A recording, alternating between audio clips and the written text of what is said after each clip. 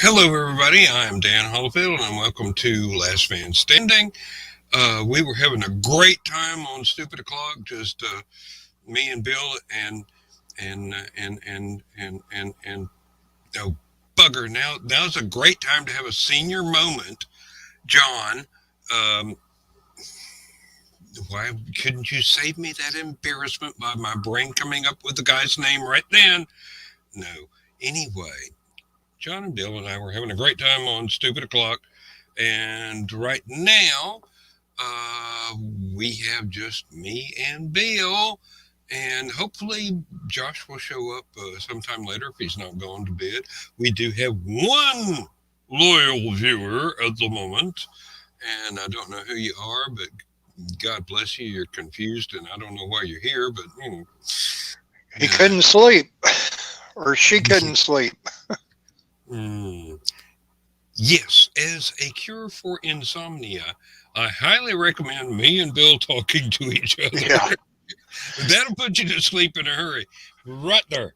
Uh, I have two friends, Steve King and his wife, Johnny Putman, who were famous husband and wife on air personalities for WGN and WLS and WFLD and probably some other stations are not coming to mind because it is the witching hour here in mhm. central Illinois. And their shift, when I typically listen to them on WGN radio, uh, would always be um, the 10 till 2 o'clock in the morning shift.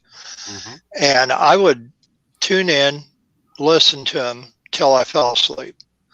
And I'm thinking how they were able to do that shift 5 nights a week and stay up, stay talking about things, and It's all in what you stay get used to.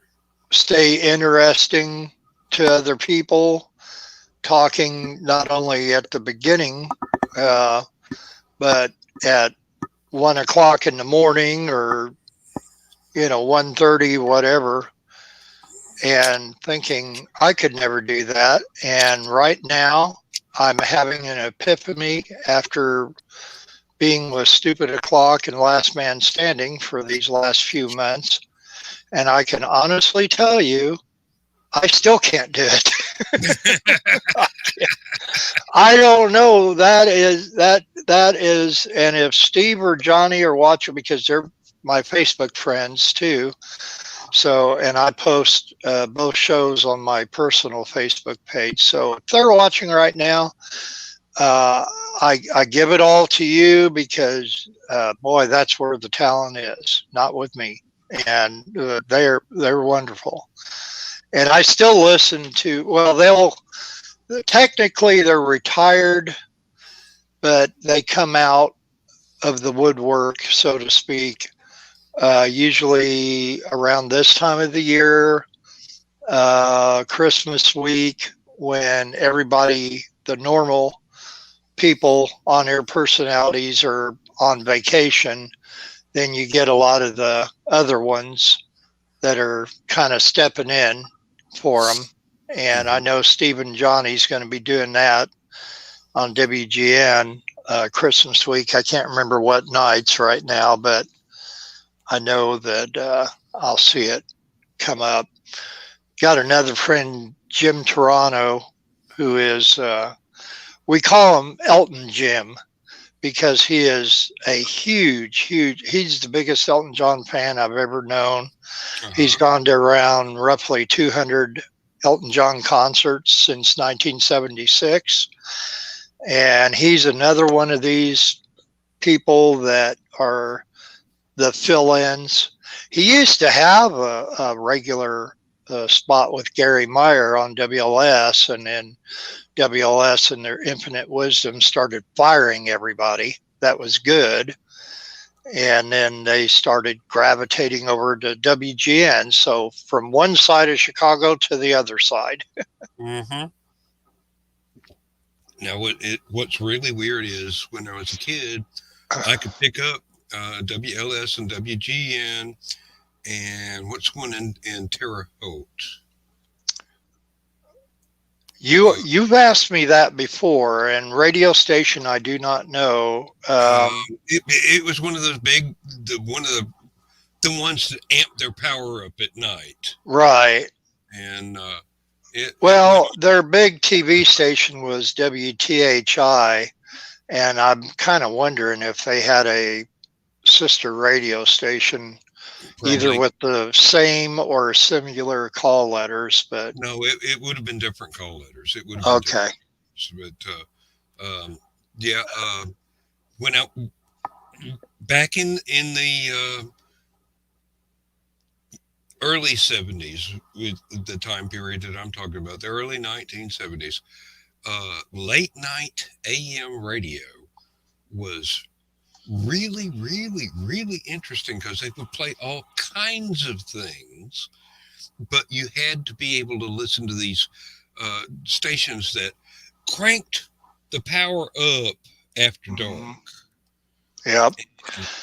And WLS was they were one of those stations that after dark they crank up that 50,000 watt mofo, and Uh-huh. you could hear them all. And we heard them in North Carolina You at could hear them through nighttime. your dentures, I swear. Of course, I Oh didn't well, have dentures at that time, but I had complaints from some of my they older. would they would fade in and out a lot. They would kind of like slide off a frequency, and then they would jump back on freak, and then you'd hear them for a minute or so, and then they'd start sliding again, and their voices would get garbled. But yeah, we'd listen to them Oh, every there were night. many late night concerts of bands I had never uh, heard of before that Hmm. were just. I mean, it was eye opening for a teenager to be able to hear these things that would not be played on the local AM or FM radios. To get to know some of the music by these people that you had never heard of before, but you certainly wanted to go to the record store and look up what they had done, what they had released. And Yeah, they did. They called WLS the Rock of Chicago, but I think they were the Rock of the Midwest and then some. And I still have at least one or two of my WLS surveys that had the top 10 albums and the top, uh, or no, I think it was the top 25 albums and the top 25 45s. mhm. And they would have on the back, it was long and kind of folded, and then on the back, they would spotlight on one of the on-air personalities, and then of course there would be an advertisement for the Gap or Yeah, some yeah. whatever that was sponsoring to have these surveys made. And even when we got here to Danville, and they had, I remember going to Thomas Music Shop down so on North Vermilion Street, and picking up the survey. They were free, and picking them up and seeing who was number one this week. Well, yeah. In my parents' generation, it would have been um, the Mexican radio station that Wolfman Jack was working at, Hmm. broadcasting at ungodly power in the middle of the night, and then it would have been local country music stations, and a couple of them probably would have been playing uh, the that new rock and roll stuff, and then some of them would have been playing big bands and jazz and things like that, because Oh yeah. that's what they grew up with, was the big bands and jazz and some of the smaller. Um, I don't want to call them jazz groups because they weren't really. They were more rhythm and blues, but they were um, early enough to where that the name had not been invented yet. Mm-hmm. Yeah, Bill Black's Combo and things like that. Um, really, and good music. I mean, the mom and dad had a couple of albums by some of these bands that were obscure, but now I can actually find recordings of them on YouTube and get to listen to not only the stuff that I'd heard on the albums that my parents had, but other stuff that they were doing at the same time that my parents didn't own. And it was a whole lot better than some of the Disney records that I had as a kid, you know. Oh yeah. Well, see, I never had. I'm oddly enough, mom and dad didn't buy us the Peter Pan records and Disney and so. Well, they kind of did, but not to the degree that. Um, I basically remember having Charlie Brown Christmas soundtrack and a Winnie the Pooh Hmm. album that the album opened up and it had the storybook in it, and it was Winnie the Pooh and the Honey Tree, I believe, was the album. But that was really the only two Uh, kids albums that I had, and I grew up watching the Monkees on TV, and I told mom and dad, "Oh, I love this song. I love," and then sometimes dad would come home with the album, you know, uh, mhm. and I would eventually get my collection built up at a very early. I mean, I'm 5, 6 years old, and you know, turn around and say, "Hey, did you hear Monkey's Headquarters or Pisces, Aquarius, Capricorn, and Jones Limited album? Wasn't that a far out cover on that?" Mhm. And I've actually got these, this. yeah, and the kids that were my Gary, age. Hi, Carrie. hey, how you doing? Glad to have you. But Yeah, yeah, the kids were my age. They did not have a clue. no, no. The the main children's albums that we had were uh, uh, uh, Paul Bunyan and Babe the Blue Ox, and I cannot remember the name. Danny somebody was the artist that was singing, and then we had the first ever Chipmunks album. Right. David Seville. Yeah. Yep, and that was pretty cool. And We like that. Yeah. considering we had one of those record players that would drop down from uh, 78 to 45 to 33, and we could actually gear the 45s down to 33 and hear the chipmunk voices in real time where they weren't so high pitched.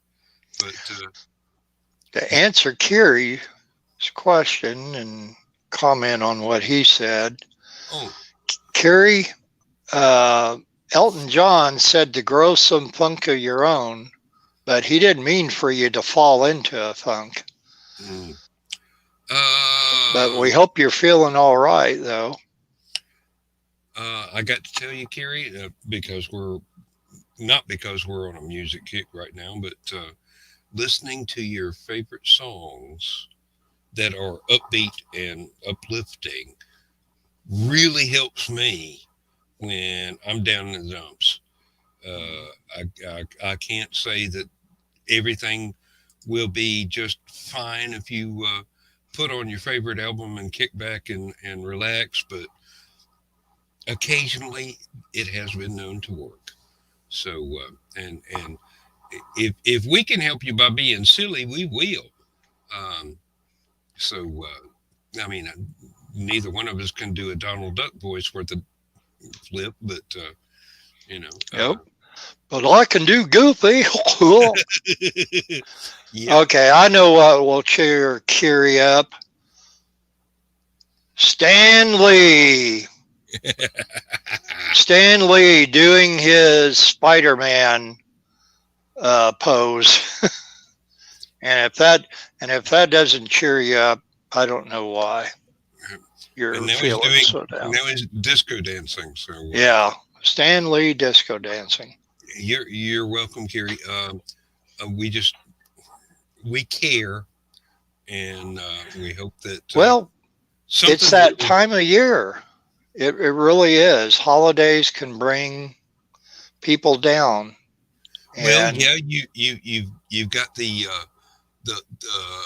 autumn and wintertime um, seasonal depression disorder, which is not due to it's a holiday season and I'm depressed because of that. But no, it's got to do with the lack of a certain frequency of sunlight. That mhm. that particular one, and I suffer from that myself. When there's not enough bright light, I get depressed, and Yeah. it's you know Well, I try and do things that will cheer me up, and then I'm of the age now where um, I have lost several dozen family members that used to make holidays so much fun, mhm. but now they're in the great beyond, and there's so few of us left out of the huge family I grew up with. I mean, we could for a family reunion could fill up the Rose Bowl, But nowadays, it's only a couple of dozen of us left, and most of us are kids. If you consider me to be in the range of kids that I'm talking about, but you know, it's Well, I think I've told you before, all my immediate family has been gone for quite a while. My brother being the most recent one, and that was almost 10 years ago now.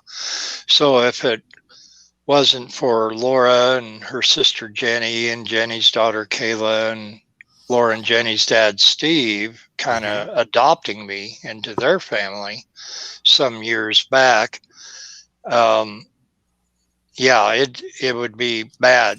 I I did not want, and I had other people invite me to their house for Thanksgiving or Christmas or what have you that were just co-workers of mine, but I couldn't do it. I was so, and to call it a funk was wouldn't really be good enough, I guess, or descriptive enough. It was just downright It was a horrible depression. depression. Yeah, It was a horrible depression. And everybody else, they're having their doing their thing, and I did not feel part of it, and I did not go accept invites, and I would either say thank you but no thank you, or sometimes I would outright lie and say, oh yeah, well I do have a place to go to, and then I would go to the lake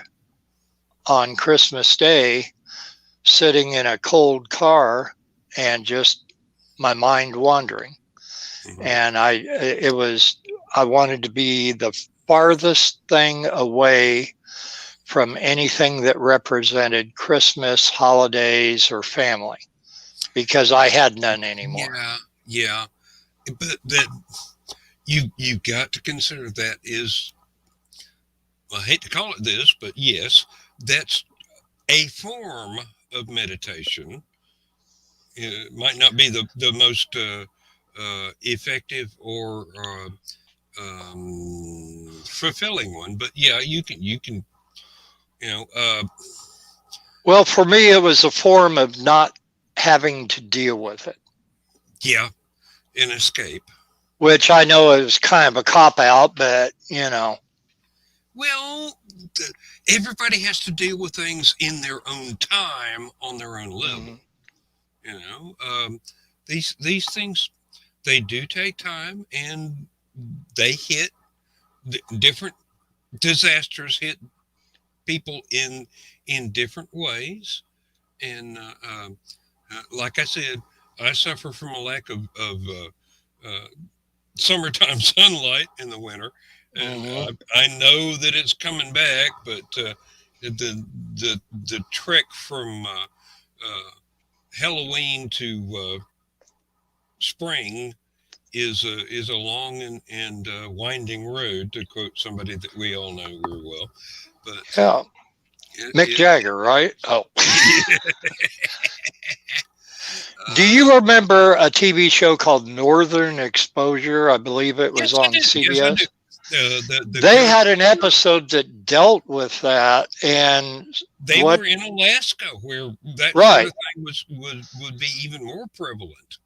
And my mom's best friend, uh, for many, many years, got married to a man who worked on the Alaskan pipeline and moved to Soldotna, Alaska. Hmm. And I mean, it was beautiful country, and they had caribou coming right up to their back door. But yeah, that uh, seasonal depression was a real thing. And I remember watching the episode where they were dealing with that, and the guy was wearing the visor with the ultraviolet light Oh yeah, shining yeah. down onto him to help him with that. And my mom watched that show purely just to watch all the scenery around there, because she always wanted to go up and visit her friend in Soldotna, but never got to go. So Hmm. this was her way of kind of being there watching the show. And then she would call her, talk to her on the phone, and her friend Nancy said, you know, that's a real thing. And people Hmm. wear those up here. Yep. And you think that it's not going to bother you, but she said, you'll find out it bothers everybody to one degree or another, and some people to a very bad degree. So basically, it's a dimming of the amount of ultraviolet that you would get from normal sunlight, Mm. and personal circumstances, which are even more powerful. And Lord, it really, um, it's a real thing, and it happens, and it's not easy to overcome, either through throwing yourself into something, or you know buying yourself grow lights or whatever it would give you Yeah, the amount of ultraviolet that your body is craving. Um, and there's a lot of causes of that, and there's a lot of causes of um, like, well, in your case and in mine, absent friends. Basically, we've we've outlived a lot of folks that we cared a lot about, and there's very few left. And fortunately, we can reach out and form new connections with hmm, people that can come in and heal that loss, while not taking the place of the people that we lost, but uh, becoming new people that we care about. it's starting a new chapter in the same book. Hmm. That's the best way I can see what's happening to me. I can understand that Um, really well. yeah, Yes. I don't look at Laura and Jenny's dad as my dad. They were both roughly about the same age. They were both in the Korean War, stationed in Germany. A lot of similarities there, but a lot were not. And but I love them, just like I love my dad, and I try to spend some time with him to where I didn't have with my dad, because I lost him to cancer so early, and he left in 1991. Hmm. And so, but Carrie, the thing that I can tell you, first of all, I'm very sorry if you're going through something bad. And I mean, I sincerely hate to hear that happening with anybody and everybody. And Facebook people sometimes kind of reveal everything on there of their personal lives. Hmm. And some people think, oh, they're doing that to be drama mamas or, just to get attention and all that. But I think a lot of people are doing it because it is truly a cry for help. And you should have somebody to talk to about things if they're really bugging you. And that even if they don't say anything to you and just listen, for you to be able to talk, to vent about it. You vented something earlier tonight, Dan, that I know that you kind of got something off of your chest, and Yes. that you probably feel a little bit better about it. Oh, Uh, I feel worlds better actually. Having talked Yes. about, and I do the same. If it's something, whether it's a bad dream or something I'm feeling uneasy about, but we all go through it, and especially during the holidays. I talking with Laura earlier today. We're kind of doing our own things and very busily doing our own things, trying to get ready for Christmas and that. So I didn't see her today, but we were texting back and forth and that. And she was just saying she just really burned out on everything. And she said, especially at work, because she deals with 10 times more people at work than she ever does in her personal life. And when you get that much overkill of Hmm. the customer service that you have to provide, let alone the work you have to do while you're there, it takes a toll on you. And I know after doing that myself for 25 plus years in retail and garden centers and that, it's rough. Now I loved every one of the people that I helped, and I do miss it now. And I will occasionally see one of my old customers from Lowe's or Menards or even Kmart or one of the other places, but and talk, and we'll have a good old time about it. But while you're there in the moment, and you got four or five people coming up tugging on your sleeves at the same time, and you have a certain amount of time to get this work done and everything else, it gets to be stressful after so many hours of it. And so I understand Laura's burnout, and but it affects us for different reasons in many different ways. And the best thing I can say, first and foremost, Carrie, is pray.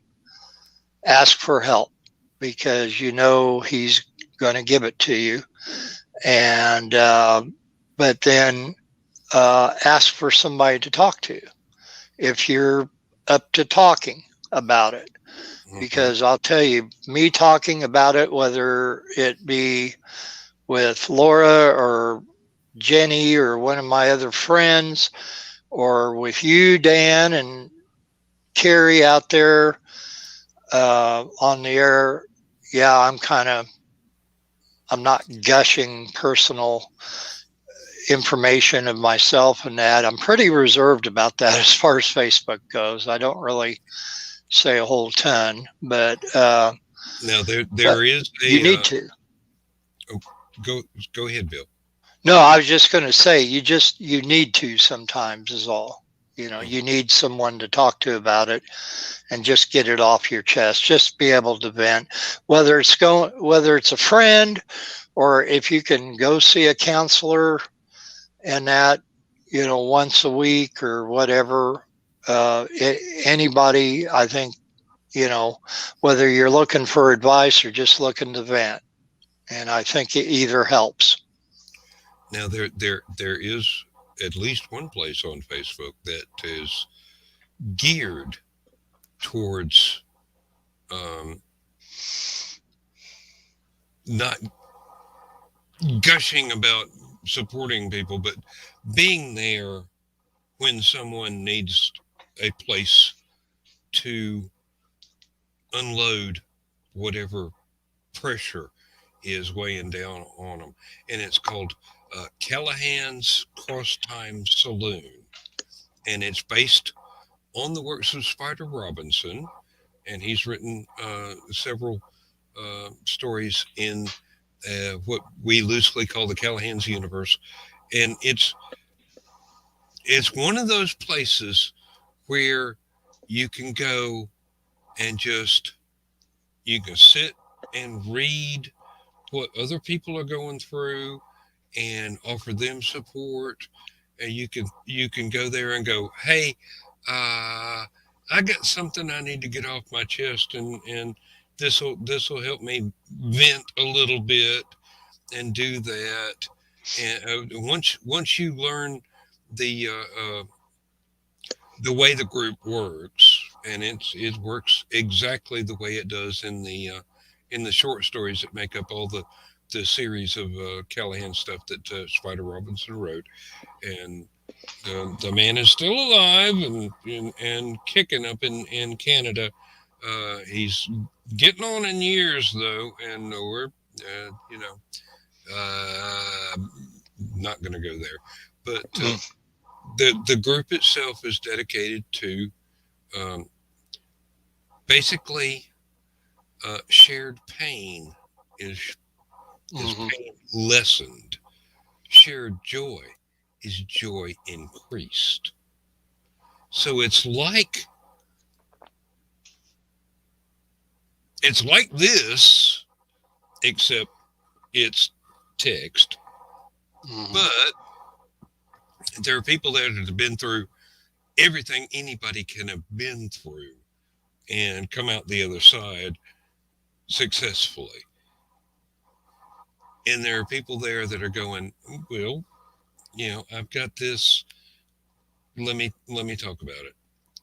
And nobody judges you. There's no there's no there's no down to it. It's just it's a group of friends who may have never met each other in real life or online. And some people have met each other in real life or online. But it's all it got this spirit of shared joy is joy increased and shared pain is pain lessened. So uh, I pop in there, and I try and pop in there when I have good things to share, but I have popped in there when I have been dealt a blow by that vast and evil thing which is life, and I need somebody I can talk to, and it's not going to wind up on the 7 o'clock news. So all I got to do is it's a good place to vent, Mhm. a really good place to vent, and people will not judge you ever. And Carrie, I like the idea that you've gone into uh, these group Zoom calls, support groups, Hmm. and that you. I'm glad things like that exist. I mean, it's Yeah. some some Well, people would not be so open about things uh, in bigger groups as opposed to smaller groups or maybe even one on one. But I think you got to find out where you can reach that person and then attempt it. I think that's why the green room works so well. Hmm. It's not recorded. Nobody knows what you said in the green room Hmm. except the people that were there when you were. The Callahan's is one of those things. It is a Facebook group, and it is there are posts and whatnot, and you're all trying to help each other. It's a big support group basically. Uh, Right. the green room is a small support group, and it's also for um, blowing off steam that you don't really want anybody else to ever find out about. Uh, excuse me. Uh, I've got to go get a refill. Better living through chemistry. Uh, Bill, can you vamp for about 2 minutes? We can. I'm sit here and talk with Carrie and Yeah. do what you need to do. Well, I've already drained the coolant tank. Now I just need to refill the coolant. There you So go. I'll be right Okay.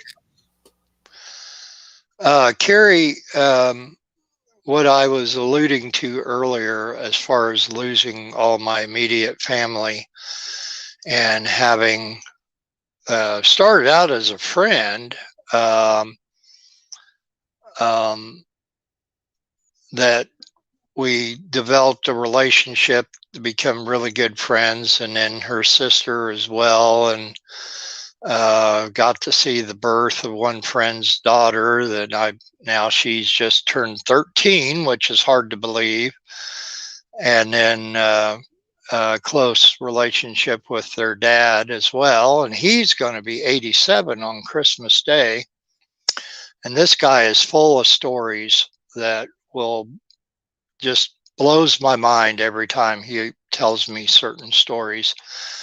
And these people, in a nutshell, basically adopted me into their family, inviting me for holidays at first. Of course, I reneged on a lot of this, and but they never gave up on me, and they kept up, and they made holidays special again. They made my birthdays exceptionally special, and they made every day special for me, um, to where the loneliness wasn't so bad. Now, the end result of all this, just dearly loving all of them aside, I was um, contacted by a Facebook friend of mine who played Baby Grace in Little House on the Prairie. Her name's Wendy Lou Lee. Her maiden name was Turnball, and her and her twin sister Brenda played the little blonde-haired Baby Grace from season 7 on through the end of the series. And she has a book coming out, and she has heard about my story as far as kind of being redeemed and having these people adopt me into their family and bringing me out of horrible, horrible depression after seeing one by one my family leaving. And she asked me to write a short story about this experience and about God's grace that was flowing through all these events. And so now we're looking at my story coming out in her book. And so, which it's just a very short story in her book, and it's a little bit over 7 paragraphs long, and but it and the last 2 paragraphs are direct quotes from me from a couple questions that she asked me, and it's kind of my way of witnessing what God had planned for me years and years before I knew what was going on. And I could go more uh, in depth at another time in another place, but to show how that all worked out. But just as of for now, just take my word. It really saved me, and I'm always calling Laura my lifesaver after a bad experience that I had last year around this time, getting ejected out of a house that I dearly loved and had nowhere to go right before Christmas. And um, Laura and her sister helped me find another place that is smaller but a lot cheaper and in a better area. And once again, that's God's grace at work. in my life. It's like you're, and Dan, I can't remember. Maybe I used this analogy on you about this. It's like you're playing a game of chess with God, and God's about 12 to 14 steps ahead of you. And you're wondering when he makes the move, why did he move his rook there? I don't understand that. And you may not understand that for quite a while, but he did it for a reason. It's all planned out, and it's going to work out the way he wants it to work out. So that's where faith comes in. And so that's not you had not had that discussion with me. No, okay. That's a new one. That's a new one on me. But I can understand exactly where you're coming from. Yep. And that's why I told Carrie, the very first thing is pray, ask God for help, according to His will, and obviously in His time, because His timing is perfect and ours is not. And it took me a long time to understand that one. I couldn't figure that one out for a long time. And when I did, I'm like, wow, this is, it just, you talk about something going, blows your mind. It blew my mind. And it's not to say that I still don't have problems with His will and asking for things and waiting and having, what would they say, the faith of a mustard seed and that, but I do. And so, and it works. It works. It's something simple. And then of course the second thing is to talk to somebody. And I just, so I'm glad, Carrie, you have the support groups that you're involved in, and I hope they continue to help you, and I hope that you can help some of the other ones in there as well, because that's what we're here for. Mm-hmm. We're here to help others. Yes.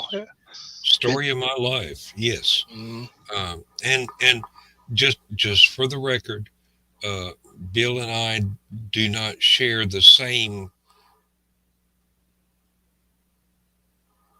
Well, let's not say we don't share the same faith, because I'm sure we do, but we have a different expression of that. So it's and it's not about the religion with me.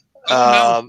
Because I will be the first one to tell you that I haven't gone to church for a long time. I do watch the service, but there is a very, very, very true, although it was meant as a joke, that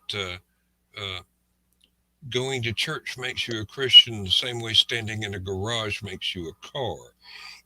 It's not where you go. It's what comes from within you. Well, or what it brings out of you. That's with me. Connection to the divine, to the. Now I'm trying to define my own self here, and I swore I wouldn't do this on camera, but there is a striving for spirituality within almost all people, and the way the connection is made may be by this path or that path or another, but the connection is just as valid no matter how you get there. But it's basically, as long as you don't hurt anybody,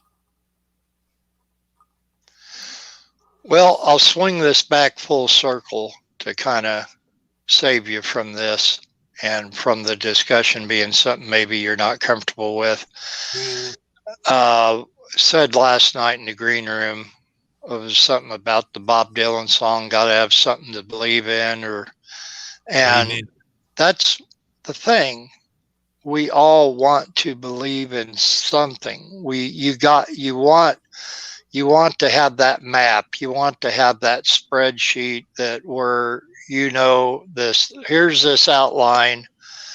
This is what's going to go on this week, and that. Well, then, in a bigger sense, you want the same thing for life goals, for spiritual goals, um, things for your family, those of us who still have them. Um, and so, if you want somebody to believe in, it could be your neighbor, it could be your best friend, or your wife, or your husband, or Your the kids. kids. Yeah, Yeah, that anything. that's what's helped me over the years. I mean, as my family passed away, I found that here comes all these kids, and I'm going. I've got to do everything I can for them. And the best I can do is just be there and love. Mhm.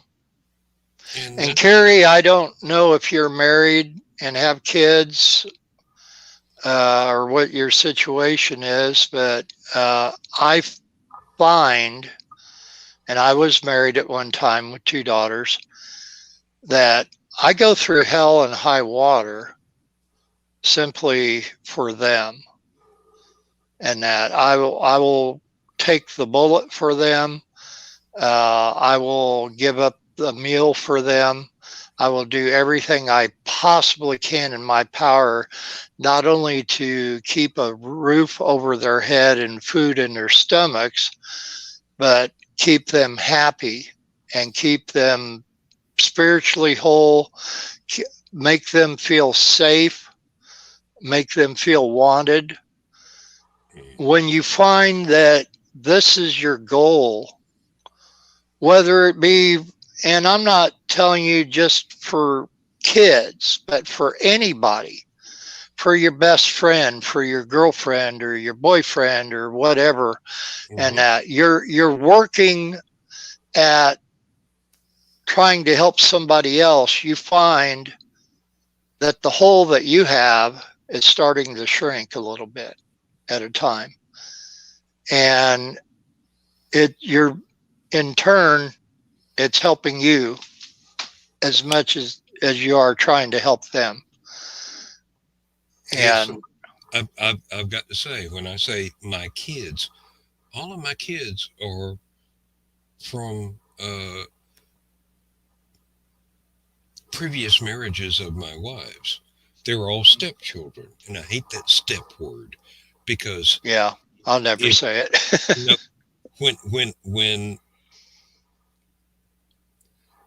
when they come into my life, I love them. I do the best I can for them. I teach them whatever uh, they are willing to learn from what little that I do know. I try and be there. I believe in them. I support them, and I trust them to be able to go forward in their own lives and make their own decisions and do the best they can uh, with whatever situation they've been dealt that I have no control over. Hmm. And, you know, it's nothing that I wouldn't do for uh, uh, if I had actually uh, fathered children. Well, I have. Uh, okay, I can't be their father, but I can be their daddy.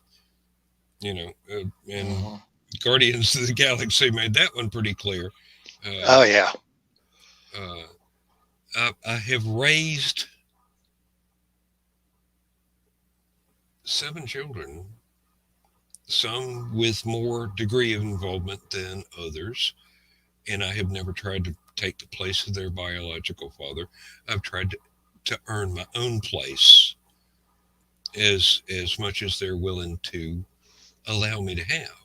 And so far, I have succeeded uh, phenomenally well. Um, and still, they've got their biological families, and that's wonderful. And but there are one or two that I am uh, their sole remaining parent, and I'm Well, just well, no, and Lindsay too. Um, mhm. but we are not biologically intertwined, but we are spiritually intertwined, and that is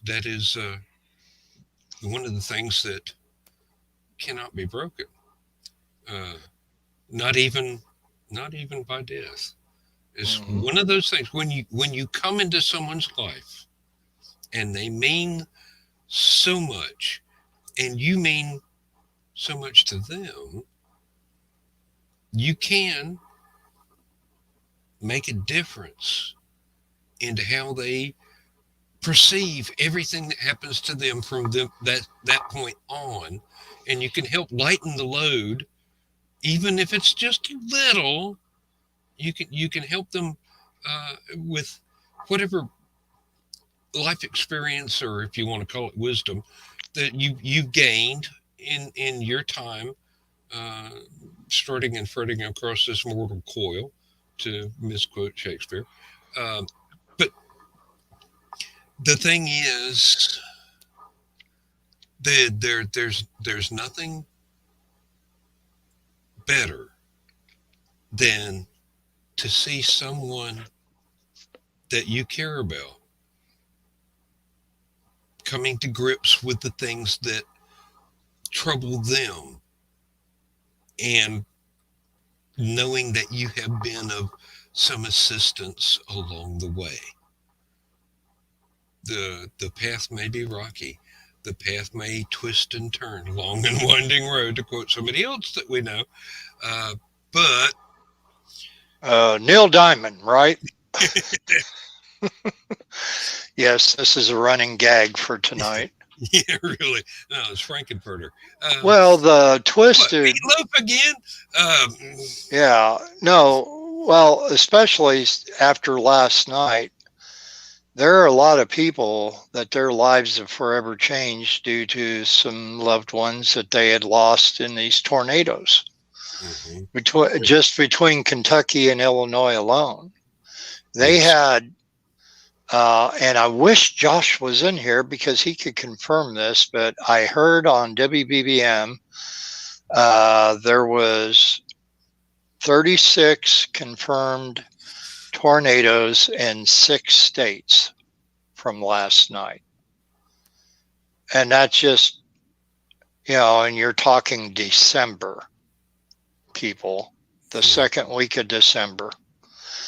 And it's horrific. And you think there are a lot of loved ones that lost loved ones in the candle factory in Kentucky and the Amazon plant in Edwardsville, Illinois, among others. And then my friend that lives down in Lake of the Ozarks, Missouri, he just texted me today saying that his next door neighbor that owned the llamas, and he told me all these stories about these neighbors and all their animals and that, their house burned to the ground.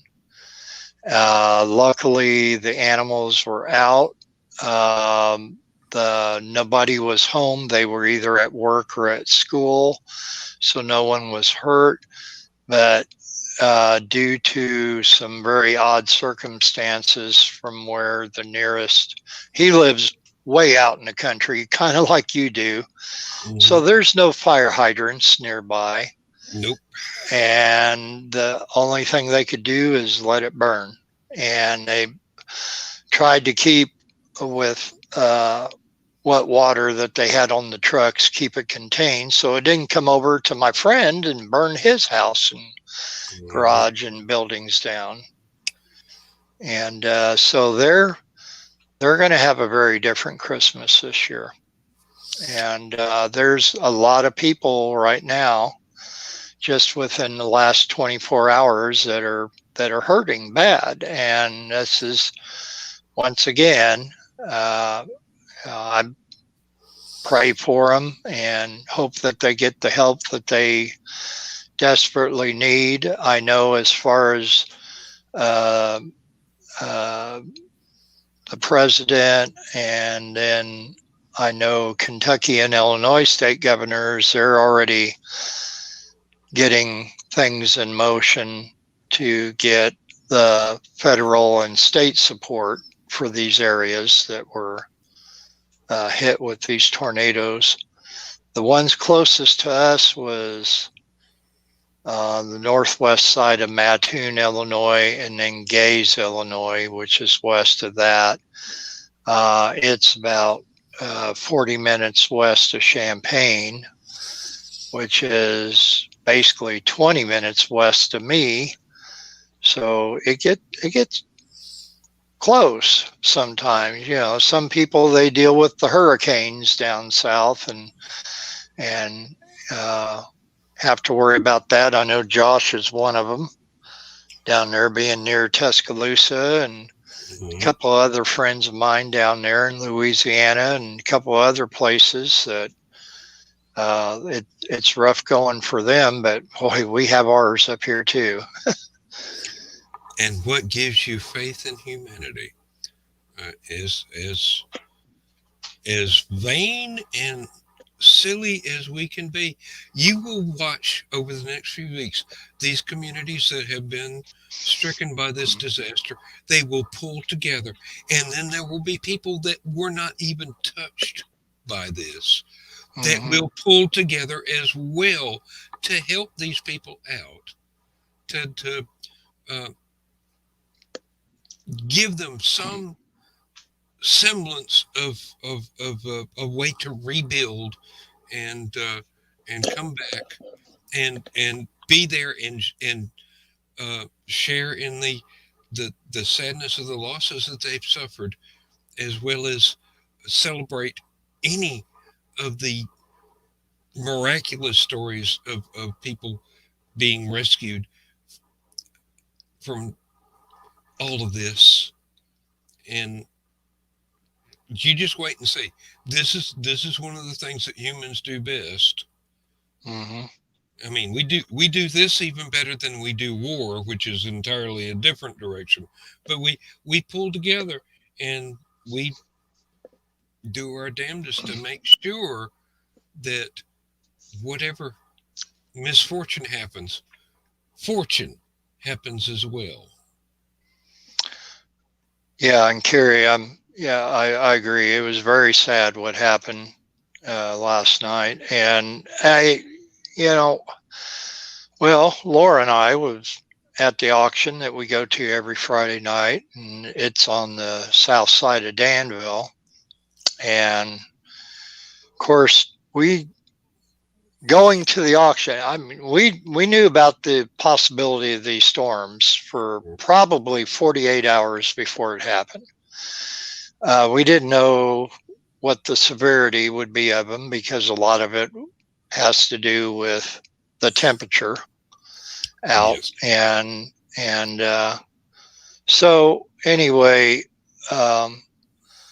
but we went kind of a little bit of a game plan, and I actually even had Josh all the way down in Alabama watching all his equipment for us, and he's messaging me and dinging me on text and stuff about what's going on, and he's sending me screenshots of radar that he's pulled up.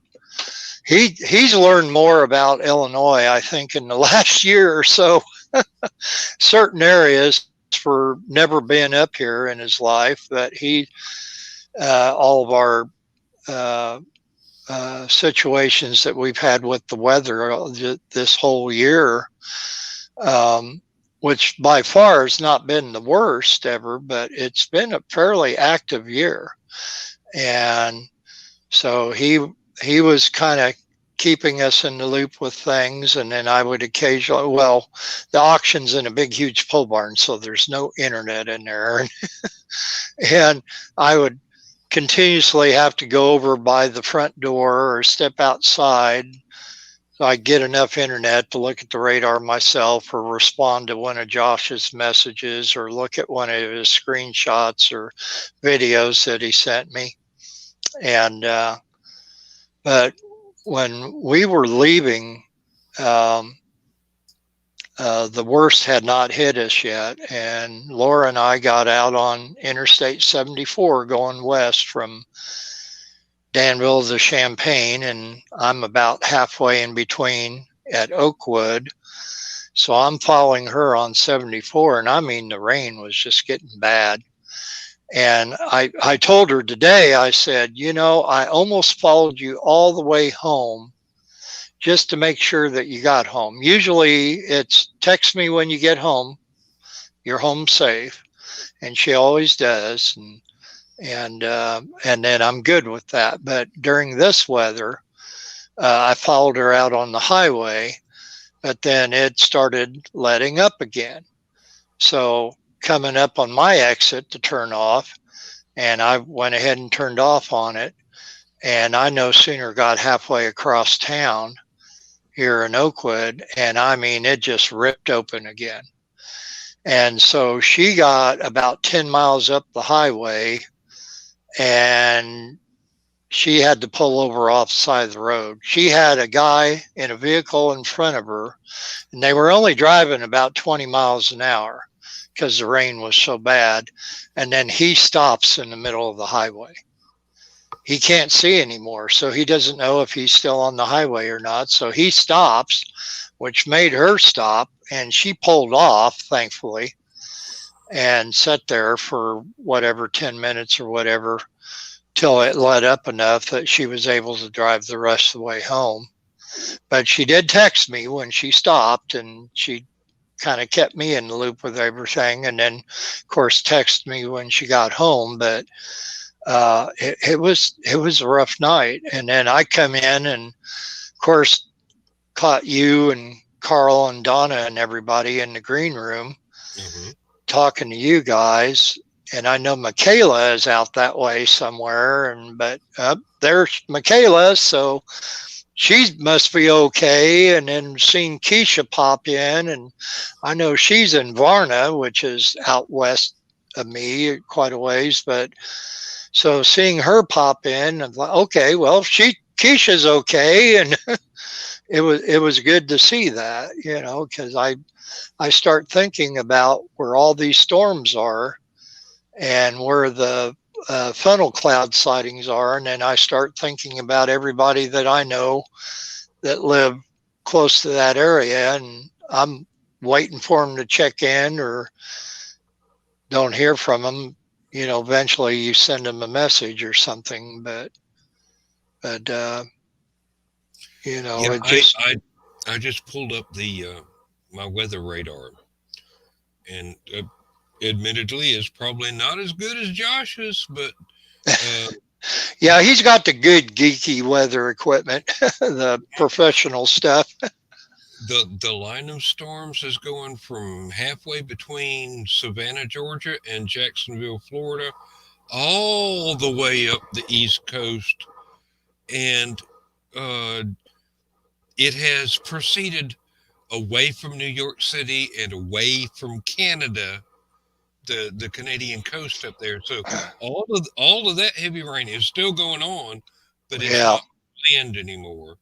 But in between New York and Florida, it's still pounding the coastline of the eastern U.S. And you think, The heaviest bits seem to mm, have exhausted themselves by the time yeah, it got that far, but it's still very, very heavy rain. yeah, to get all the way over that far without dissipating, I mean, that's just, that's And unreal. we had tornado watches going on down here in Georgia this Hmm. afternoon from the stuff that was formerly in Kentucky and swept through Tennessee and kept going, and now it's um, trying to drown South and North Carolina, um, and points north of there all the way up to, well, I think New York City is where it's finally getting off the coast. We have a daughter up in um, Hampton, Virginia, and she's probably still hoping that her umbrella does not turn backwards if she has to go outside. Yeah, had Uh, plenty of those times in Cherokee mhm, where and you think, well, you're up in the Blue Ridge Parkway and that, and you think not that bad up there, but boy, it is.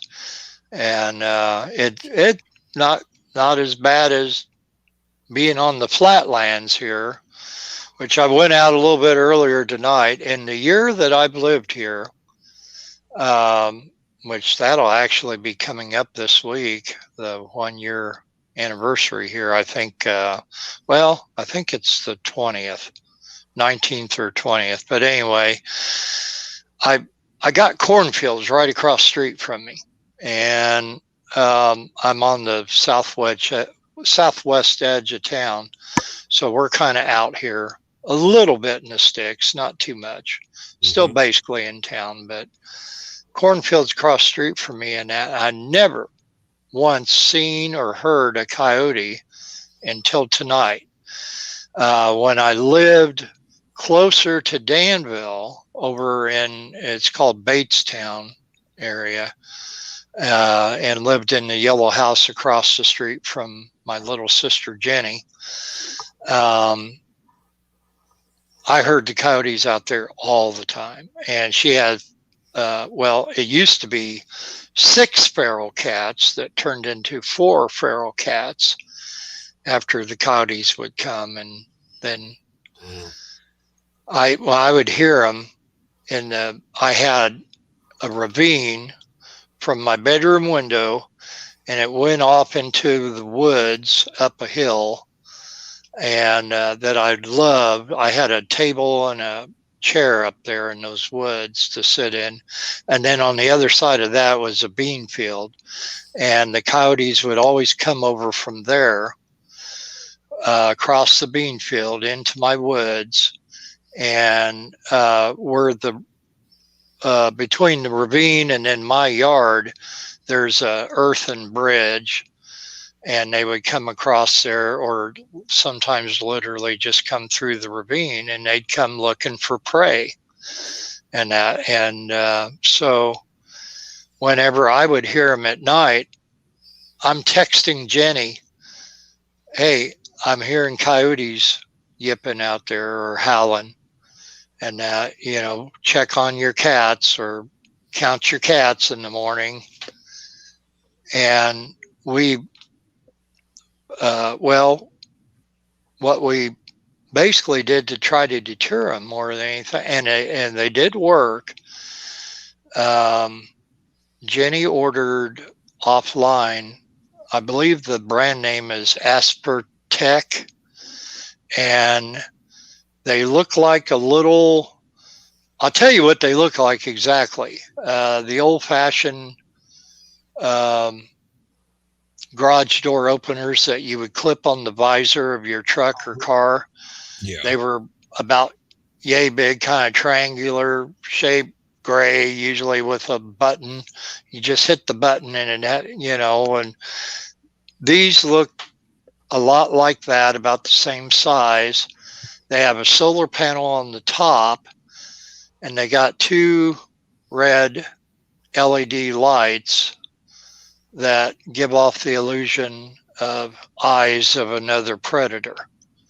So you have that in an area to where the sunlight can hit it, and you have it as high as the height of the animal that you're wanting to deter.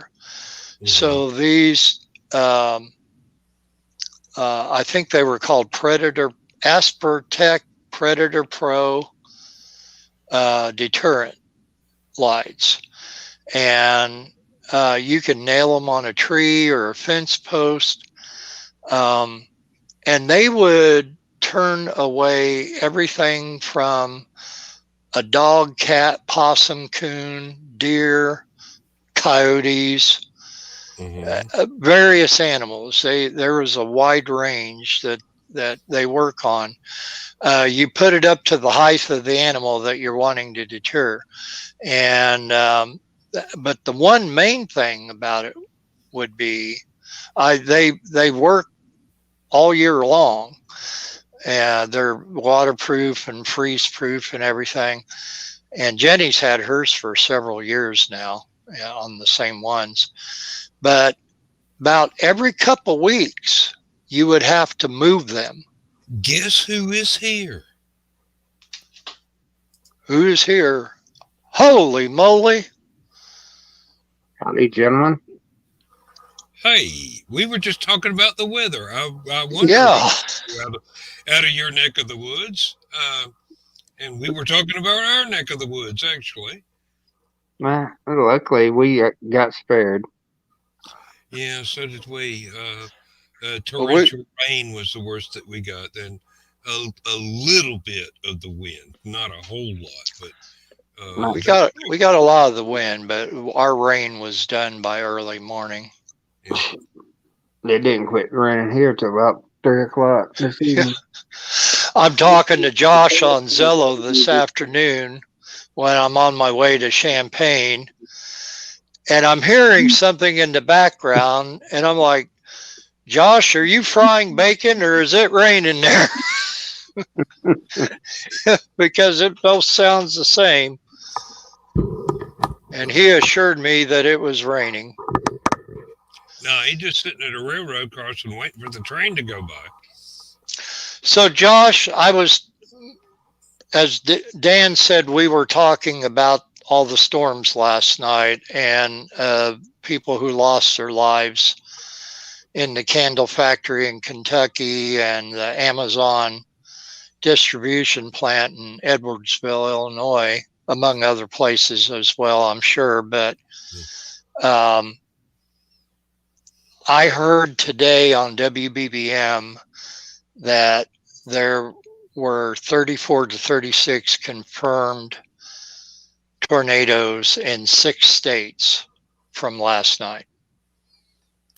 Josh, you're muted.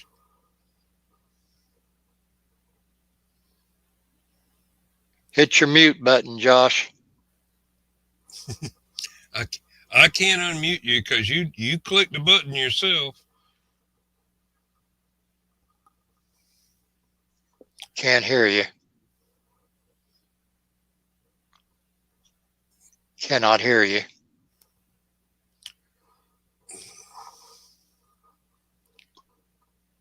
He might be checking it again, but I don't know, but it's a very pretty ceiling. Yeah. Usually we see that when Josh is about to lose it. Yeah. But he might be checking it now.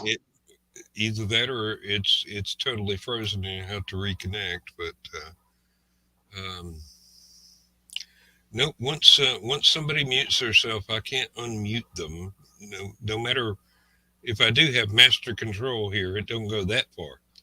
So, well, that's when you were saying I was mute earlier, and I kept looking at my mute button, which if the light just stays red, it's not muted, but if I click it and it blinks, it's muted.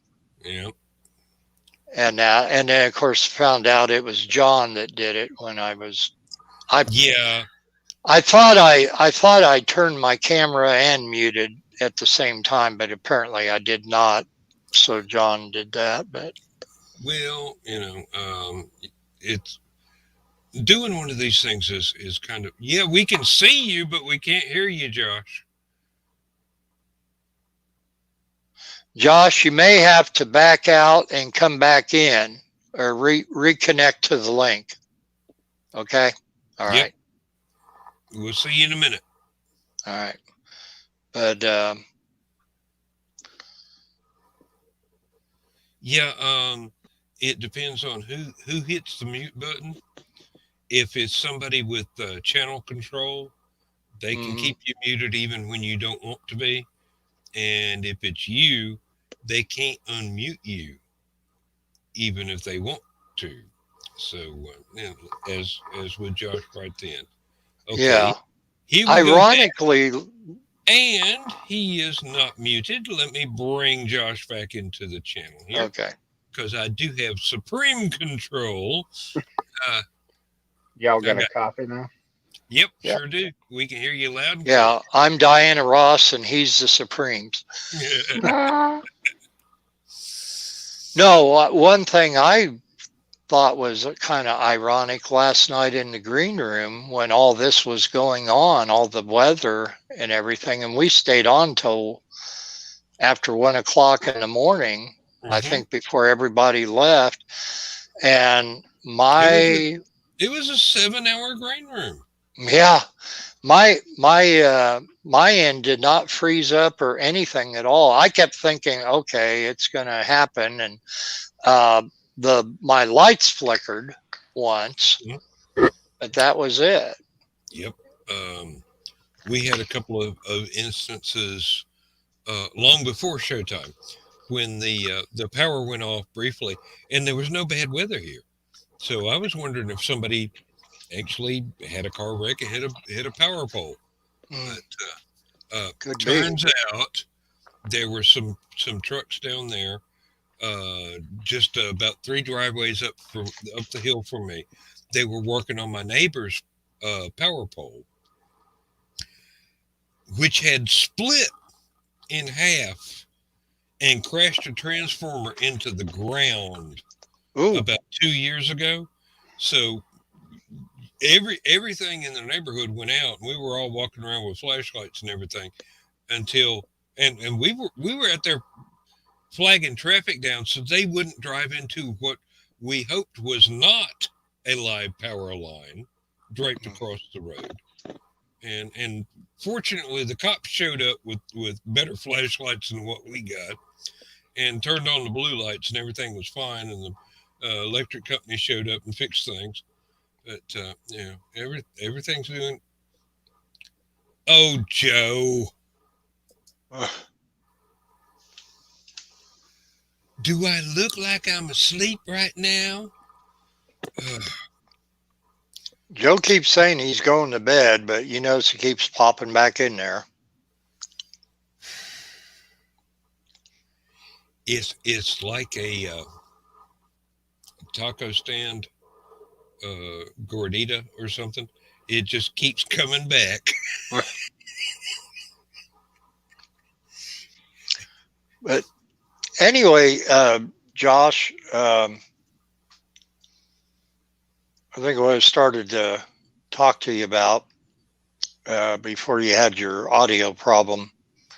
I heard on WBBM today that there were 34 to 36 confirmed tornadoes in 6 states from last night's storms. And um, last I heard on the Amazon building collapse, Oh, oh, maybe he couldn't hear us. His maybe microphone not. was still live though. Was it? Okay. Either that or he's going to the party. Yeah. Yeah. Well, Joe Dog, give give Chris and everybody a hug for us, and um, telephone John and wake him up in the middle of the night if you want to be prankster. Ask him if he's got Prince Albert in a can. Is his refrigerator still running? Mm. Here we go again. You can't hear us. nope. We can hear you though. Yeah, Yeah, I can hear you. I'm good now. I don't Oh, know what's good, going good. on. Probably just weather damage, seeing as how we had so much severe weather across the entire freaking middle and southeast. Um, Still, I'm glad you're here. Thank you for coming in. Um, I posted a live video. I don't know, Josh, if you were watching it. I posted in United Weather Network group. Kevin Lighty and Jacob Dickey from WCIA. Jacob Dickey was out in their mobile unit driving through a lot of these storms over by Mattoon and Gaze, Illinois, and just taking different routes. And I actually saw fear on his face a couple times. Yeah, there's no way I'd have been out in it last night. So, especially down this way. What's the guy from the Weather Channel? When he shows up, everybody else leaves. Jim Cantori. Yep. Yeah. That's the one. Yep. Laura's dad loves watching him. House waits till he shows up before they close. Yeah. Well, it got to be where I kept posting the advisories and the watches and the warnings. We never did get a tornado warning here. We expected a couple, but I don't want to say thankfully we were spared, but luckily events did not go that way for us. And I am very, very. I don't want to look like I'm smug or anything, because everything that did happen, where disasters did happen, that's incredibly tragic, and I wish it hadn't, but now that it has, everybody's got to pull together and deal and try and find a way through. So where Laura was pulled over on Interstate 74 last night on her way home there by Ogden tonight, and this is Kevin Lighty. That's a machine, what's left of a machine shed north of Ogden, and then some damage and trees and uprooted and that. And I'm like, God, grief. And I'm like, you sure know how to make a person feel good here. But I told you, you're 30 minutes. Yep. 25, 30 minutes. We didn't even have that. When you were telling me that, well, let's see, I talked to you briefly on Zello when we were leaving, and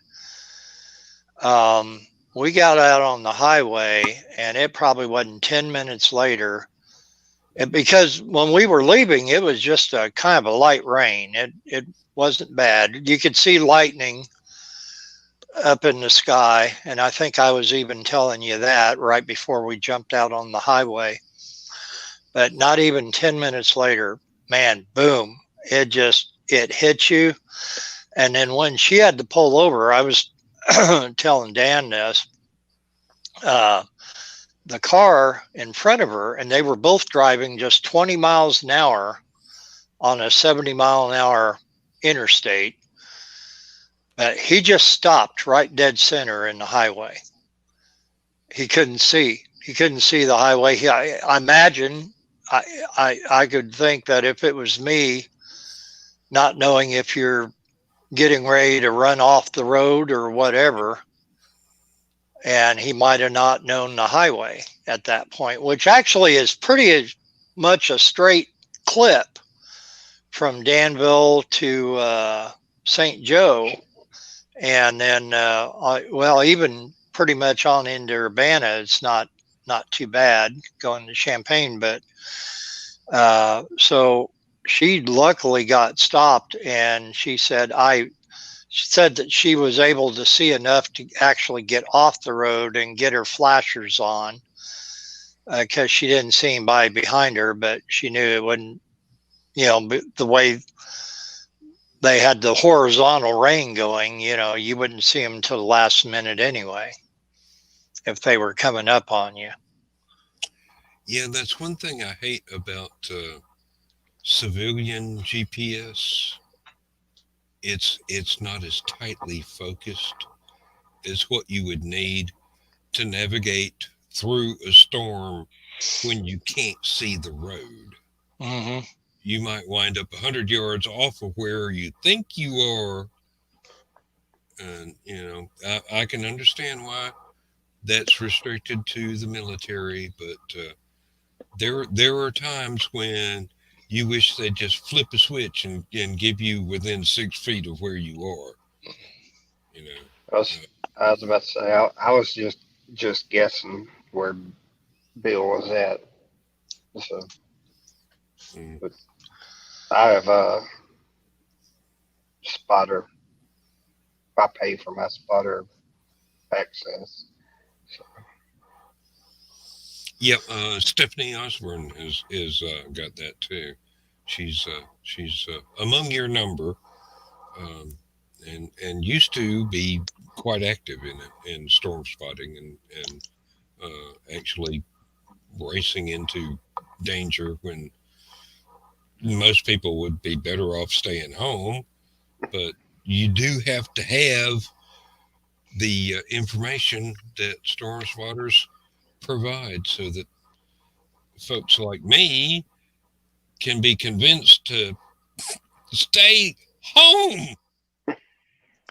I had a friend of mine that I met on the CB radio back in the early 80s.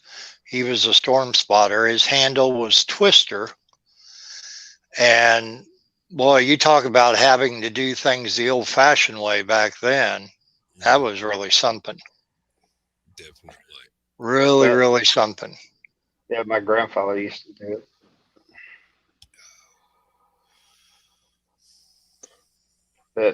And that was one thing that saved my life. 2011, that tornado hit our house. Uh, God rest his soul, but I knew where to go. Thank goodness. And the thing that really upset Lindsay when she was watching the news was the factory where the prison trustees were working when the storm hit. And here they are. They've been on good behavior long enough to get this benefit of being outside the prison while still supervised and working, and all of a sudden storm comes through and they're dead. Mhm. And Well, she went to bed crying about that. I mean, it's like it she didn't know any of them. She had never even had the slightest inkling that they existed. And because it's one of those things where innocent people wound up in the wrong place at the wrong time through no I, fault of their own, and it just touched her so much that she was just in tears. I, And this is aside from all the people that their homes were wiped out, and the other people that lost their lives and everything. But this was a special circumstance that just struck home. And well, I had turned news off. Didn't get on Twitter today. I posted, I think, two warnings to our group today. But I think I was up all night last night mhm, to I about don't blame you. 8:30 this morning. But it made me sick in my stomach. I mean, Yeah. Um, did you and Greg go live on no, United Weather Network at all, or? no, that was that issue I was going to talk to you about. Oh, oh, okay. oh. I wasn't. I wasn't able to give you enough help. No, no, that. It was a different issue. Okay. That was after that issue. Well, like I said, Joe Dog is the U.S. expert on StreamYard. If there's a question you got that he can't answer, Oh he can yeah. point you to the people that write the program. All right. He figured that part out and what you gave me. And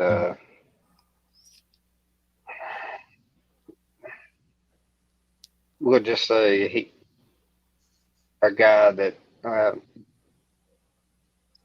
Bill knows him, Morgan, that don't post in the group a lot anymore. He let him go live and kind of took over our podcast. So Mm-hmm. I'll leave it at that.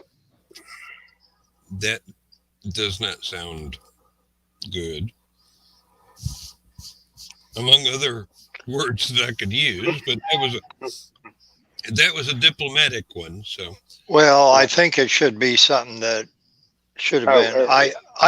I don't know the details, and I'm sure we'll talk about it tomorrow. But I think it should be something equally shared. Morgan is good what he does. Don't get me wrong, and he can talk forever about one little thunderstorm or sprinkle or whatever. He has that in him, but um, it's like saying, well, the Packers don't win a ball game, Aaron Rodgers does, which is not true. You know, Aaron Rodgers is really good and he does his part on the team, but there's other members of the team and they should share in the responsibilities and the equal glory. well, that and I've done brought on these sponsors. You know, that's the biggest thing. So yeah. yeah, it's a responsibility. It really is. You've got to figure out.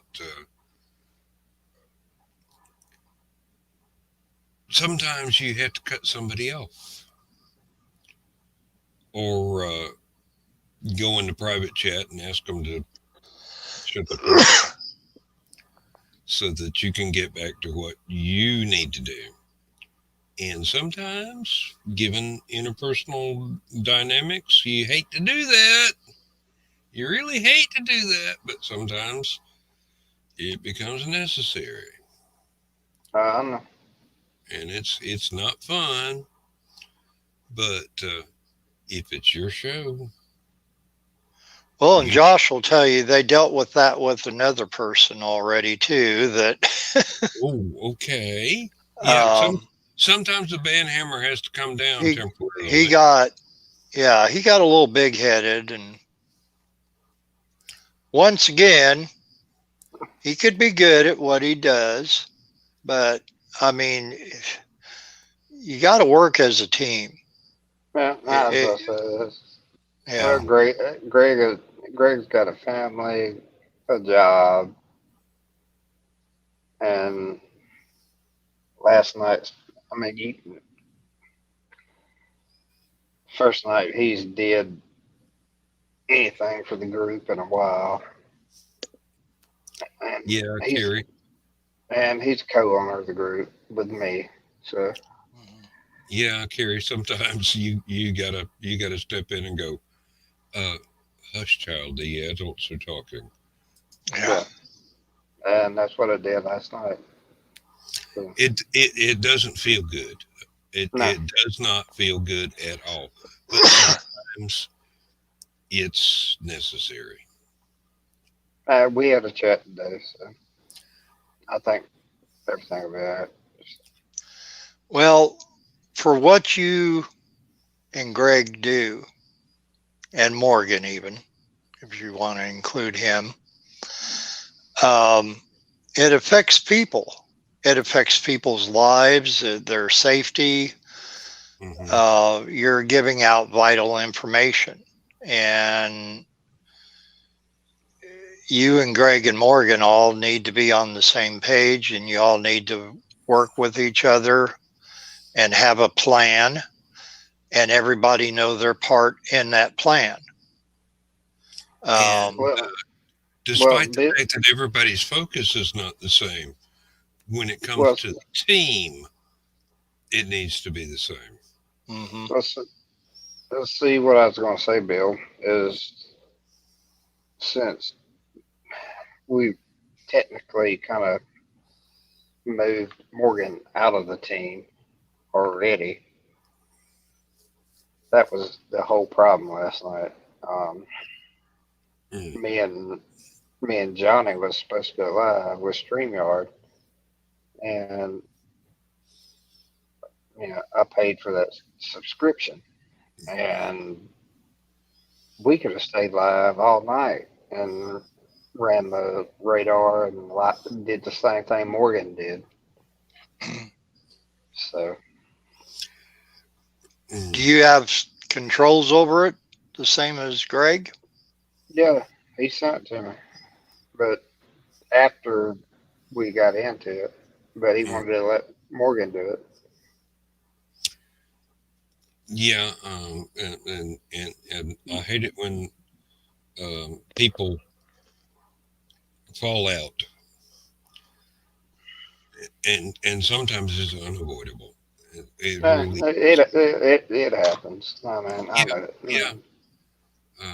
There are times when, believe it or not, there are times when Joe Dog has to tell me to shut up instead of wake up. Well, the thing here that you probably don't know, Dan, and I do, I've kind of been following along with a lot of this, and there was. Let's not air dirty laundry. Oh, no, no, no, no, no, no, I'm not going to by any means. I would just say that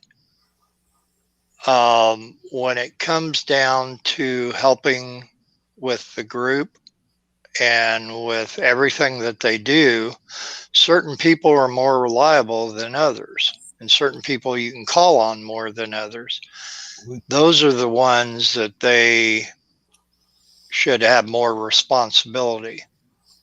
So, like last night, for example, um, Josh is out there all the time doing it.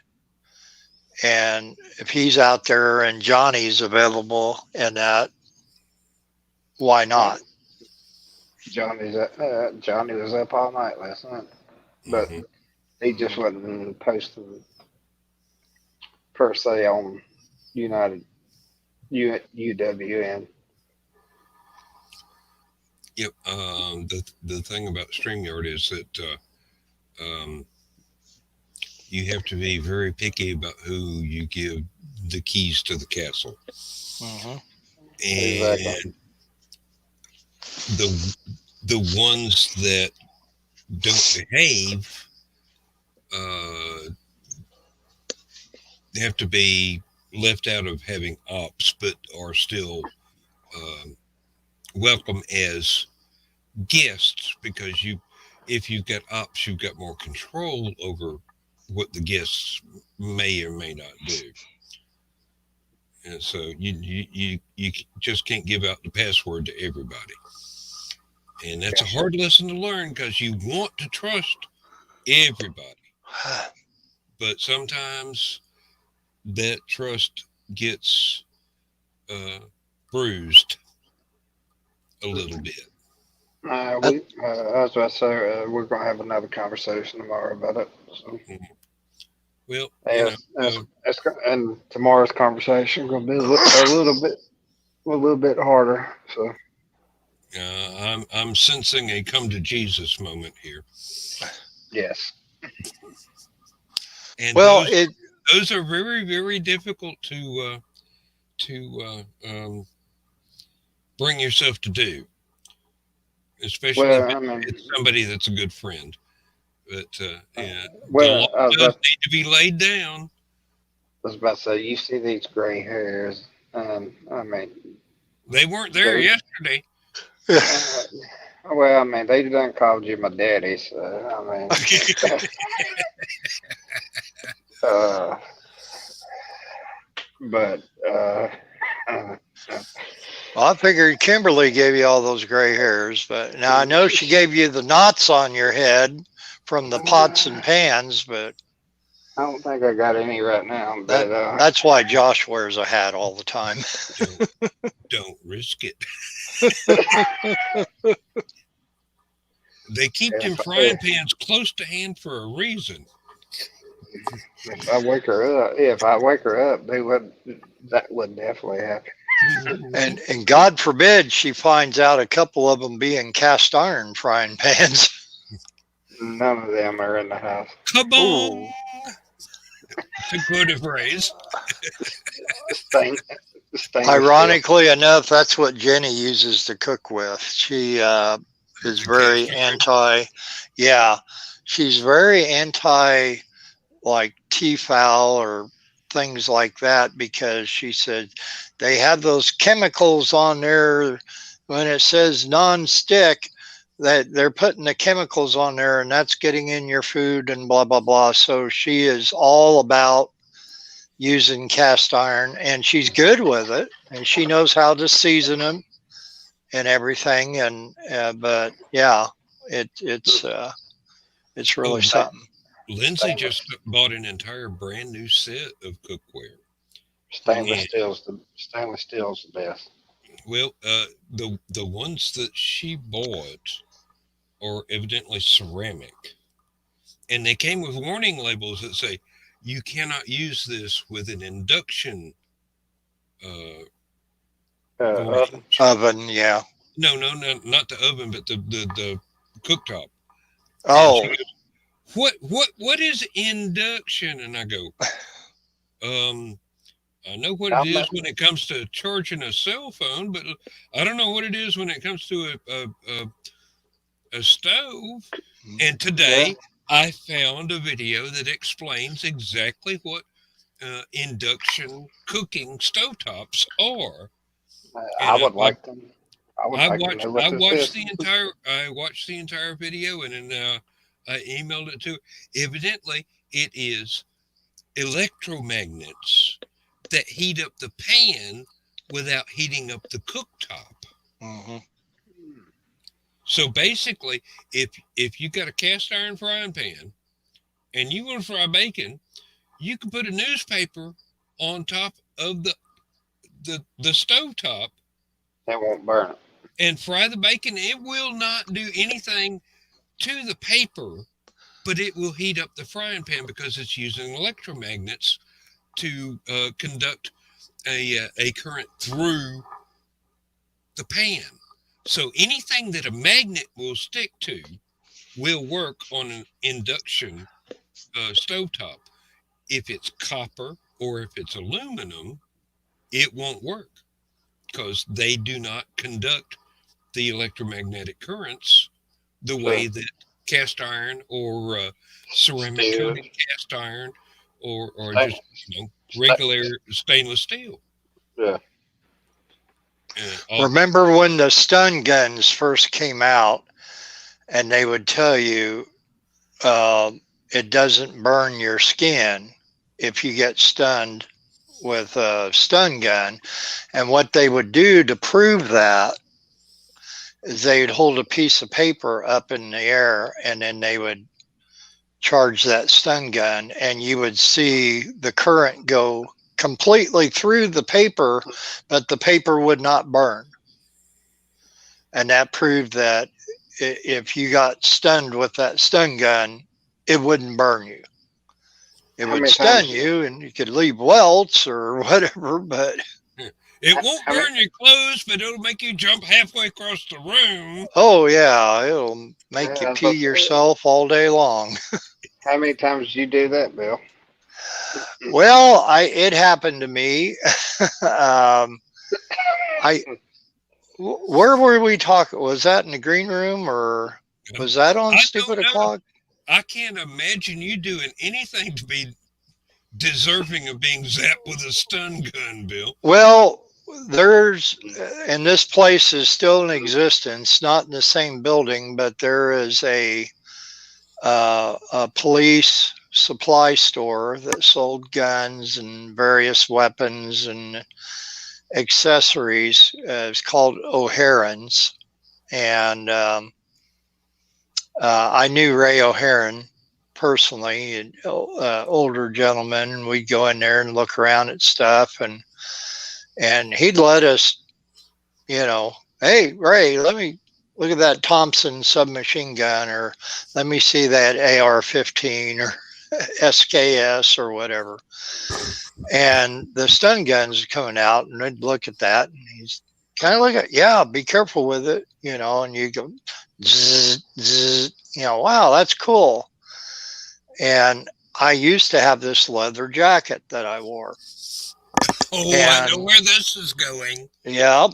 And I said, Ray, I don't care what you say. If the assailant has a leather jacket on and you stun him on the outside jacket, it's not going to do anything, and he's going to get you and hurt you. Well, I can prove that he won't if you're willing to assist me in this. And I'm like, what? And he goes, well, you have a leather jacket. Is that a real leather? Yeah, it's not pleather. And he said, well, would you allow yourself to be stunned while wearing the jacket? Ray, it ain't going to hurt me. I'm fine. Go ahead. And I had the jacket on, zipped it up, and he just hit my arm. And I mean to tell you, I turned to jelly, and I, boom, hit the ground immediately.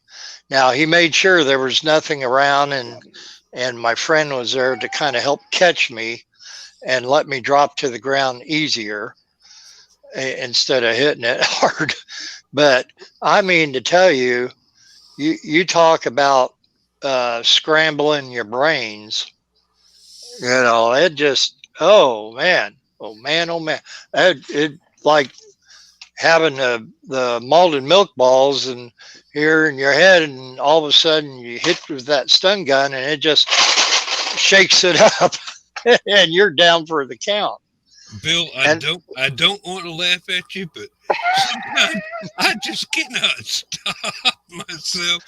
But I volunteered, and I will tell you what. You learned a valuable lesson. You do something like that, and you recover from it.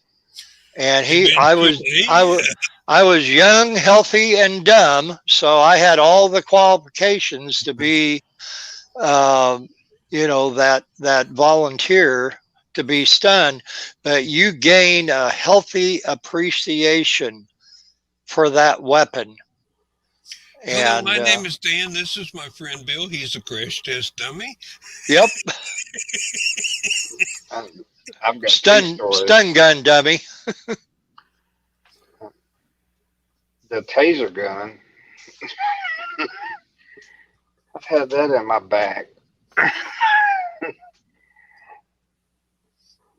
Bill, that little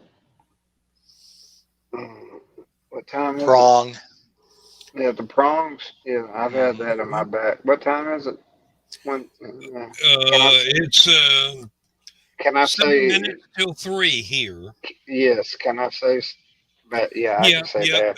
I mean, Carrie's the only one watching us, so Yeah. Bill, that taser. Yeah, that was. What did you say? It's weak compared to the one I had. Well, simply, and that's the reason why they stopped using stun guns and started using tasers, because you are shooting that little prong dart attached to that wire. And then it the first is the shot, the second is the charge. And that is a direct current. I wasn't even the one that they were shooting at. And another thing is the gas. They was You trying had to. an active life, boy. Yeah. Oh, act like you ain't been gassed before. You Mm, ain't been gassed. that was the '60s, and I took them drugs voluntarily. Yeah. Mm, Yeah, What are you talking about? Pepper spray, or what are you talking about, Josh? I'm talking about what is it? It's the brown stuff. I know it was brown when it came out, and I was just walking down the road. Minding your own business. Yes, I really was actually, there was a drinking one of lady these. that had a little pepper spray, a little tear gas container, and I think this was before pepper spray came out. And she didn't believe that it worked whatsoever. She didn't believe that it would protect her from anything. So she took it out, and this is in an office in a building. Not the factory where I work, but a different office where I was visiting as a child. And she just sprayed a squirt in the air, and see, it don't do anything. It don't do anything at all. Half an hour later, I walked through a cloud of the stuff still lingering along, and I was incapacitated. I'm 11, you know. I'm I'm barely 87 pounds, soaking wet, uh, barely 5 foot tall. And I walked through a cloud of the stuff half an hour later in the same office building, and I'm totally incapacitated. Yeah, can't It's catch your like, breath. oh, I could not breathe. My eyes were watering. My sinuses just decided, hey, it's time for us to drain the last 57 years of mucus, and you're only 11, so take notes. And Well, that's why they say that oh, bear spray is actually worse than the pepper. They said that bear spray is more like tear gas. this was tear gas. This was before the pepper Oh, spray okay, came out. okay. Bear I mean, spray ain't I shit. misunderstood you. Bear this spray was, ain't shit. as far as I know, this was military grade tear gas that John probably trained with back when he was in the Probably. army, and had to learn how to put on that gas mask real quick. But Yeah, well, no, you got to sit there for 3 minutes without that mask on. But um, let's just say that I never trusted that woman within 50 feet of me again. Sadistic female. woman, Oh no, I wouldn't go that far. Well, you said sadistic female. All you gotta say now is dog. No. Well, the analog to that word was there, but I didn't want to use it. But okay. hey, this show just got interesting now. Yeah. Well. Yeah, and it's almost time for it to be over. Doggone it. Hey, I can go get some. Yeah, we got 5 minutes. I'm sorry. I can go get some mace back here and spray myself. No. I'm surprised Kimberly hasn't done that to you already. That's not entertainment. That is. You notice how he rubs his eyes there, Dan. I think Kimberly is behind him going in the air. I've never said she hasn't. Hey, it's still better than the frying pan. Exactly. Yep. Josh, she's telling you that's Cincy, but I think it's tear gas. No. Oh, let me get set up here for the end of the show. I'm sorry that we got to bring it to a close, but we got. Oh yeah, Again, prayers for everybody that got hit by the storms. absolutely. Yes, we are all praying for everybody. The that was absolutely horrible, and I am powerless to do anything but to contribute to the recovery efforts. And I am praying that there are still people out there who are unaccounted for that will be found uh, relatively safe and sound.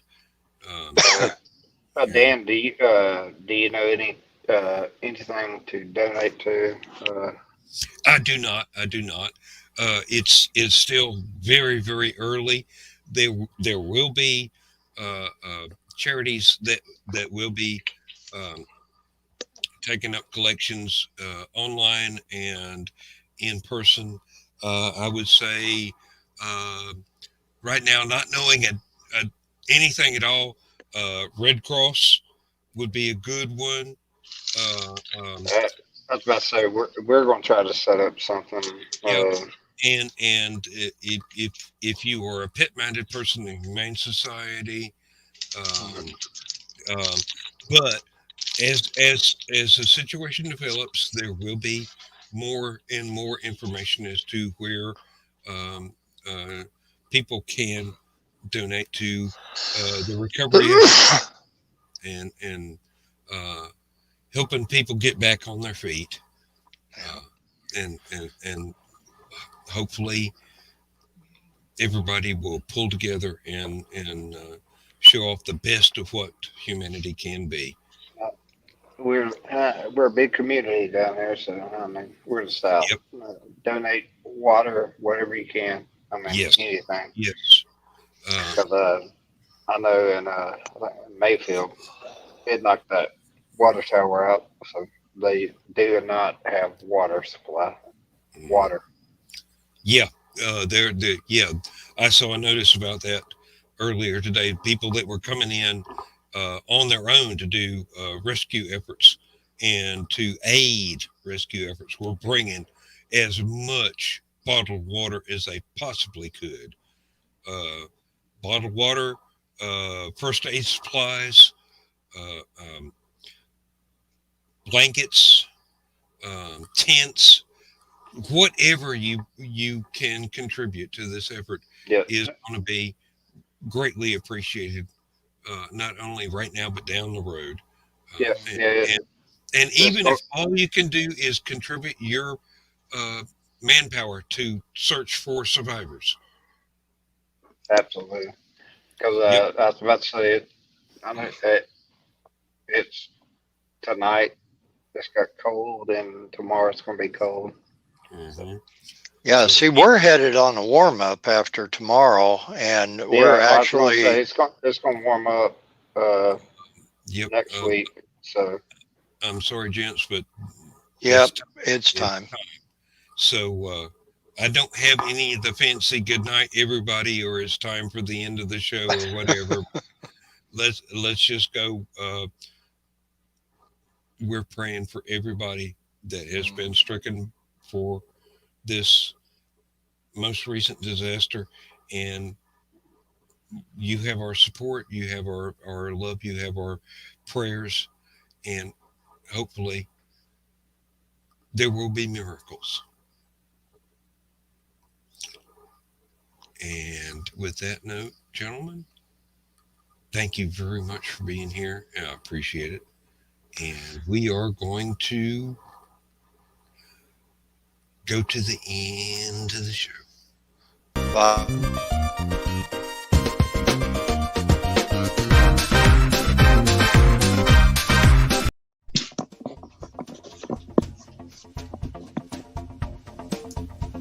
Wrong damn clip.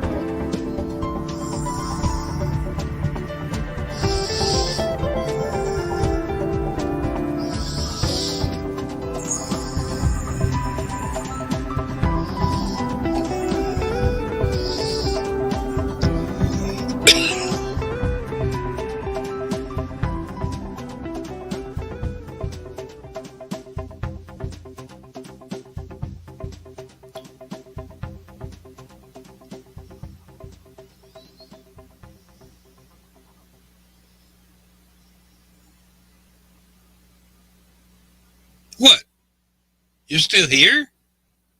Go to bed. Movie's over. What do you think I'm... No. Go to bed. The show is over. I'm not making this last another hour, all right? Thank you. Good night.